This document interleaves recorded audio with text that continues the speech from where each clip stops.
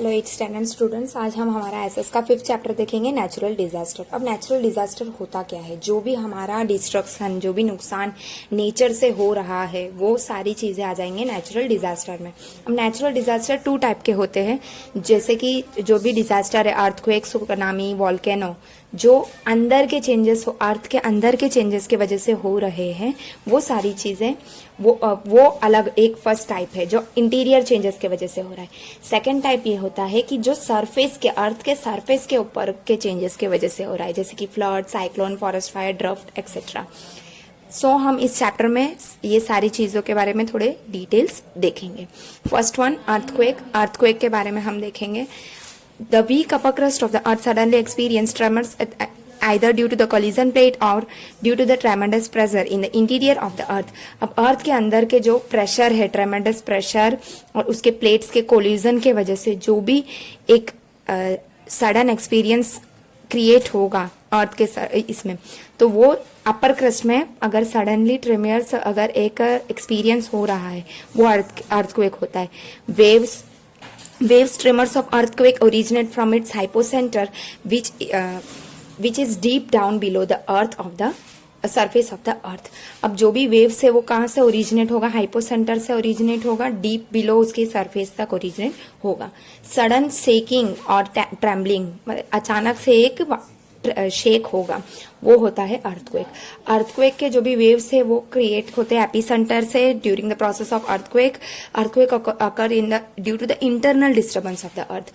उसके अंदर के जो भी डिस्टर्बेंस होंगे उसके वजह से ही क्रिएट होते हैं अर्थक्वेक। सी इस पिक्चर में दिया है अर्थक्वेक का सीन कैसे होता है, और जो भी ये डिस्टर्बेंस उसके सरफेस में हो रहा है वो भी यहाँ पे देखो हाइपोसेंटर और एपिसेंटर का यहाँ पे पिक्चर में दिया है। The waves of earthquake spread outward from the epicentre. Epicentre से वो बाहर की ओर उसके वेव्स जाते हैं, और जो भी पॉइंट्स है उसके सरफेस में वो एग्जैक्टली हाइपोसेंटर पे फोकस, हाइपोसेंटर या तो फोकस पे होता है, उसे ही एपिसेंटर कहा जाता है। जो भी इंटेंसिटी है अर्थक्वेक की, अगर वो मैक्सिमम रहेगा एपिसेंटर के पास, तो जो भी इफेक्ट है अर्थक्वेक का वो ज्यादा होगा। तो अर्थक्वेक किस पे डिपेंड करता है? इंटेंसिटी पे डिपेंड करता है। हम इसे मेजर कर सकते हैं अर्थक्वेक के कहाँ से वो ओरिजिन हो रहा है, हाइपोसेंटर किससे, सिस्मोग्राफ के मदद से हम उसे मेजर भी कर सकते हैं कि कितना अर्थक्वेक आया है। 3 मेन रीजन होता है अर्थक्वेक का।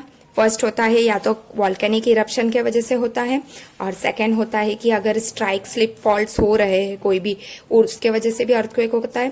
थर्ड, अर्थक्वेक जो है subduction in an active subduction zone के वजह से भी अर्थक्वेक होता है। The center of the earth is approximately 6,371 kilometre from the earth surface। अर्थ के सरफेस से 6,371 किलोमीटर तक है हमारा सेंटर नीचे। Next is volcano. अब वॉल्केनो क्या होता है? ज्वालामुखी, सबने सुना होगा और न्यूज में भी देखा होगा। जो भी वॉल्केनो है वो Volcano refers to an opening of the earth crust from which the motion, lava or rock fragment, ashes, dust and gases are ejected below the earth surface। अब जो भी वॉल्केनो है वो ओपनिंग होता है अर्थ के क्रस्ट में, जिसमें से motion, lava, fragment, ashes, dust, gas, ये सारी चीजें इजेक्ट होके बाहर आती है। Volcano eruption occur due to 4 main reason. 4 main reason होता है। एक तो हाई टेम्परेचर हो जाता है इंटीरियर ऑफ द अर्थ, या तो फिर अगर मैग्मा का क्रिएशन हो जाता है, और थर्ड रीजन ये है कि गैसेस एंड वेपर के वजह से भी होता है volcano eruption. And fourth is rising of magma towards earth surface. Earth के सरफेस में मैग्मा ज्यादा राइज होने लग जाता है तो वॉल्केनो इरप्ट होता है। ये एक्टिव वॉल्केनो है और ये डॉर्मेंट वॉल्केनो का यहाँ पे इमेज दिया गया है। The magma is pushed toward the gases bye lying under the magma. Secondly, the water relocating through the cracks opening to weak rock surface turns vapor।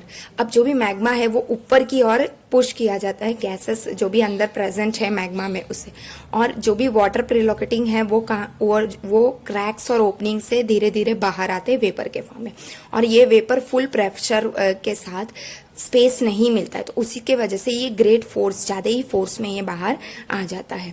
This vapour can cause magma to rise upward. Magma को ऊपर आने के लिए यही उसे force करता है। The gases present in the magma near the surface of the earth and erupt with a high pressure in the form of lava, ash, gases, rock piece of various shapes and size etcetera. अब जो भी ये vapour present है वो ये वो ही erupt होके बाहर आता है। कौन से फॉर्म में? लावा, एस, गैसेस, रॉक्स के पीसेस और अलग अलग शेप्स के अलग अलग साइज में ये बाहर आता है और इसे ही हम कहते हैं कि वॉल्केनो है। All this volcano residues come on the surface of the earth form a mountain like structure. और ये कैसा फॉर्म करता है? माउंटेन लाइक स्ट्रक्चर फॉर्म करता है।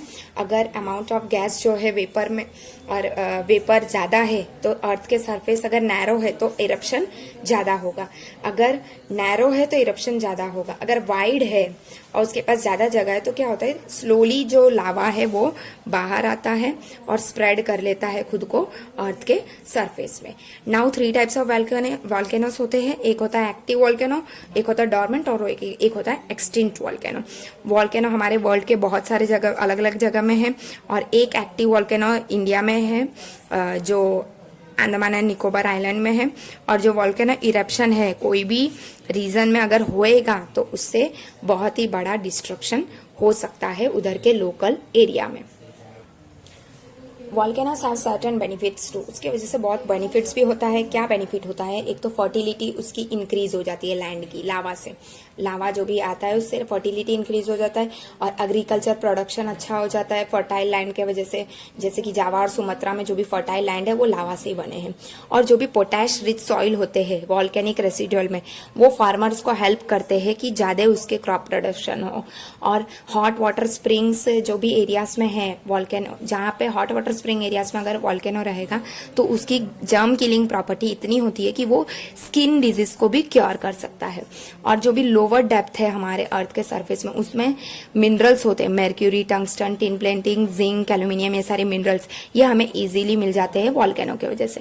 और जो भी लावा कूल डाउन होता है inside the went of extinct volcano, जो भी कूल डाउन लावा है वो किस में टर्न हो जाता है? डायमंड्स में टर्न हो जाता है धीरे धीरे टाइम के पासेज में। सो हमें डायमंड भी मिल रहा है। और जो भी छोटे छोटे रॉक्स है, स्मॉल रॉक्स जो बाहर आ रहे वॉल्केनो की इरप्शन में, जिसे लाफिली कहा जाता है, वो ये प्रूफ करता है कि वो यूजफुल है हमें, क्योंकि वो मोल्ड इजीली हो जाता है, इजीली हम उसे कोई भी शेप दे सकते हैं। Next is tsunami.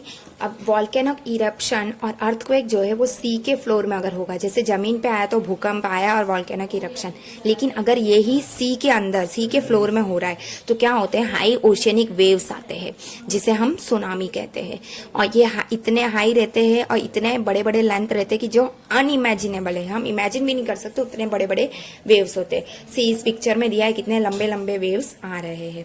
इनके लेंथ अप्रोक्सीमेटली 700 टू 1600 किलोमीटर तक होते हैं और जो भी वेव्स हैं वो ट्रैवल होते बहुत ही ग्रेट स्पीड में और फोर्स में। और by the time they reach the coast they attain a great height and power which cause a great deal of destruction in the coastal region। और इतने लंबे वेव्स होते हैं कि ये जब तक वो कोस्ट तक पहुंच रहे हैं उनके हाइट और बढ़ जाते हैं और पावर भी और हो जाते हैं, जिसके वजह से जो कोस्टल रीजन में बहुत सारे डिस्ट्रक्शन हो जाता है। ये एक विटनेस किया गया है। सुनामी 11 मार्च 2011 को जापान में आया था।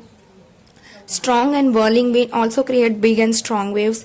जो भी विंड्स है उसके वजह से भी बिग और स्ट्रॉन्ग वेव्स होते हैं। अगर स्टॉर्म के बाद जो भी वेव्स है लंबे और हाई वेवलेंथ के, वो बहुत ही लंबे डिस्टेंस ट्रैवल कर सकते हैं। और ऐसे वेव्स की वजह से क्या होता है? कोस्टल रीजन, समुद्री के किनारे का इलाका जो रहता है वहां पे बहुत ही डिस्ट्रक्शन होता है। इसके वजह से क्या होता है? जो भी डिस्ट्रक्टिव वेव्स है, इसलिए इसे डिस्ट्रक्टिव वेव्स कहा जाता है क्योंकि ये नुकसान कर रहा है। और जो भी टाइम में रॉक फॉल हो रहा है, आइस फॉल और अंडर वाटर लैंडस्लाइड जो भी हो रहा है, इसके वजह से भी क्या होता है? सुनामी क्रिएट हो जाता है। Next is flood. अब फ्लड क्या होता है? न्यूज़पेपर सब में देखा होगा, अभी भी रिसेंटली बारिश के टाइम पे फ्लड आया था, यानी बाढ़ जो आ जाता है। जो भी excessive amount of water flow हो जाता है रिवर में उसे ही फ्लड कहते हैं। फ्लड 2 रीजन की वजह से होता है, या तो हैवी रेन के वजह से रिवर में, या तो फिर रिवर डैम का जो भी डैम टूट जाता है उसकी वजह से भी फ्लड अकर होता है। लो लाइंग एरिया में, रिवर बैंक में फ्लड आ जाती है। सी इसमें दिया है इस टेबल में कौन से रिवर में कब फ्लड आया, कौन से ईयर में आया, ये दिया है। Next is famine. अब फेमाइन क्या होता है? फेमाइन का यहाँ पे पिक्चर दिया है, पिक्चर से ही समझ में आ जाएगा इजीली कि क्या होता है एक्चुअल में। फमाइन है ना, हिंदी में उसे अकाल कहा जाता है, सबने सुना होगा। Scanty rainfall due to the drying up of ground water and shortage of food and water. अब बारिश की कमी के वजह से जो भी ड्राई हो जाता है, ग्राउंड वाटर भी सूख जाता है, उसके वजह से फूड भी प्रोड्यूस नहीं होता है, उसी चीज इसको बोलते हैं, this condition is known as famine, उसे ही फमाइन कहा जाता है। जो भी फैमाइन का कंडीशन है वो क्यों कर होता है, या तो कम रेनफॉल के वजह से, या तो 2 to 3 ईयर सक्सेसिवली रेनफॉल नहीं होगा कंटिन्यूसली। इमेजिन करो 2 से 3 साल तक अगर बारिश ही नहीं होगी तो क्या होगा, बारिश नहीं होगी, ग्राउंड वाटर भी नहीं रहेगा, तो एग्रीकल्चर कैसे होगा, इम्पॉसिबल जैसा है, पर ऐसा होता है। The possibility of famine is less if we plant more trees. अगर हम ज्यादा ट्रीज प्लांट करेंगे तो फमाइन की पॉसिबिलिटी बहुत ही कम होगी। Next is cyclone. सी इस पिक्चर में दिया है साइक्लोन की वजह से कितना डिस्ट्रक्शन होता है। The simple meaning of cyclone is air which blow at a great speed. अब जो भी हवा बहुत ही बड़े स्पीड में ट्रैवल हो रहा है वही होता है साइक्लोन। भवंडर कहते हैं हम, वैसे टाइप होते हैं। It can be called a storm और व्हिरलविंड, उसे स्टॉर्म और व्हिरलविंड भी कहा जाता है। जो भी कोस्टल एरिया के लैंड है इंडिया में, मोस्टली साइक्लोन हर साल आता है इंडिया में। जो ईस्टर्न कोस्ट है वो स्पेशली ज्यादा इनका नुकसान हो जाता है। जो भी एडजेसेंट रीजन है उनको भी इससे नुकसान होता है हाईएस्ट इंटेंसिटी में। However this wind affect a limited area for a limited period of time only. पर एक है कि ये जो भी ये विंड है वो उस पर्टिकुलर एरिया को उस लिमिटेड टाइम तक ही इफेक्ट करता है। Next is forest fire. अब फॉरेस्ट फायर पिक्चर से दिख रहा होगा क्या होता है, जंगल में जो आग लगती है वो होता है। और ये क्यों होता है, जो भी फ्रिक्शन होते हैं, ड्राई ब्रांचेस ऑफ ट्रीज एक दूसरे के साथ वो लोग के फ्रिक्शन हो जाता है, घिसने की वजह से फॉरेस्ट फायर होता है। और इसके वजह से क्या होता है, पूरे फॉरेस्ट रिसोर्स डिस्ट्रॉय हो जाता है, एनिमल्स, प्लांट, सारी चीजें डिस्ट्रॉय हो जाती है। रिसेंटली अभी अमेजोन जो बड़ा फॉरेस्ट है हमारा, मेन लार्जेस्ट फॉरेस्ट, उसमें भी अभी रिसेंटली ऐसा हुआ था, फॉरेस्ट फायर हो गया था। और ये नेचर के वजह से भी होता है और हमारे ह्यूमन एक्टिविटीज की वजह से भी कभी कभार हो जाता है। Next is landslide. अब लैंडस्लाइड क्या होता है, देखो लैंडस्लाइड की वजह से क्या क्या हो रहा है पिक्चर में दिया है। The sliding of large mass of rock material, soil etcetera down the side of the mountain और cliff is termed as landslide. जो भी large amount of rock material है तो सॉइल स्लाइड हो जा रहा है माउंटेन एरिया से नीचे की ओर, अगर वो स्लाइड हो जा रहा है तो वो उसे लैंडस्लाइड कहा जाता है। इसका 2 रीजन होता है, या तो फिर ज्यादा रेनफॉल या तो फिर earthquake. For example in rainy days the railway transportation in Konkan get obstructed due to the landslide. अब लैंडस्लाइड जो है रेनी सीजन में मोस्टली आते हैं। कोंगन रेलवे जो है नीचे की और साउथ के और जो है रेलवेज वो मोस्टली ऑब्स्ट्रक्ट हो जाता है क्योंकि उधर रेनी सीजन में ये लैंडस्लाइड ज्यादातर आते हैं। सो यहाँ हमारा चैप्टर कंप्लीट हुआ। Thank you.